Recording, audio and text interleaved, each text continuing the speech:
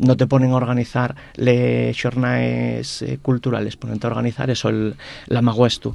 Entonces, claro, hay que tener conciencia de clase para poder luchar un poco contra esas cuestiones y contra determinados discursos. Cuando te viene una compañera de francés, antiguamente veterinaria, por lo que sea, y que te dice, no, a estos el año que viene voy a mandártelos pa asturiano porque me está molestando, porque no sé qué tal. Dice, no, y a ti va a venirte bien, como, o sea, siempre tienen la idea de, o bueno, siempre, muchas veces tienen la idea de que te va todo el alumnado, y claro, no se esperen la respuesta que di yo aquella mujer aquel día, que fue, bueno, sí, a mí valme, yo no soy clasista, a mí valme todo el alumnado. Entonces, claro, quedé un poco...